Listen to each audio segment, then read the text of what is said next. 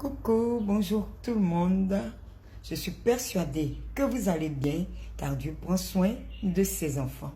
Ce matin, nous continuons notre méditation basée sur le texte de Nombre 23, verset 9 et qui dit « C'est un peuple qui a sa demeure à part et qui ne fait pas partie des nations. » Dans la première partie, en tant que peuple qui ne fait pas partie des nations, nous avons vu que les fléaux de la maladie n'étaient pas notre partage.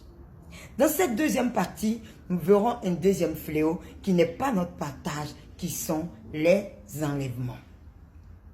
La Bible dit en Psaume 91, verset 1, « Celui qui demeure sous l'abri du Très-Haut repose à l'ombre du Tout-Puissant. » En tant qu'enfants de Dieu, nous sommes gardés sous l'abri du Très-Haut. Les enlèvements qui se passent dans notre cité ne sont pas notre partage. Et cette confession s'étend à ta maison.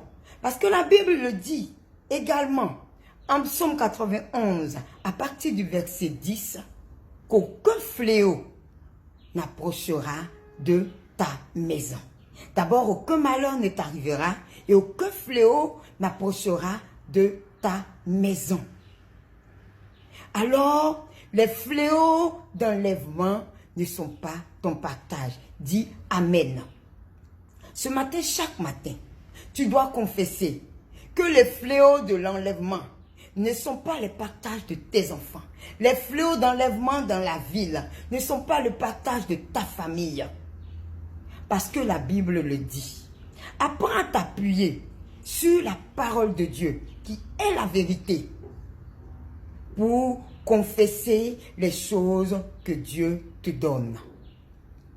Chaque fois que tu vas te mettre à douter, que tu vas te mettre à penser que tous ces fléaux-là sont ton partage, tu es en train d'ouvrir une porte vers ces fléaux dans ta vie, dans la vie de tes enfants, dans la vie de ta famille.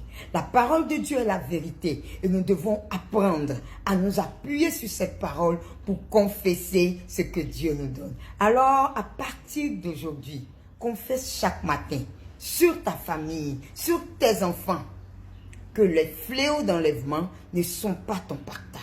Que Dieu te bénisse et shalom.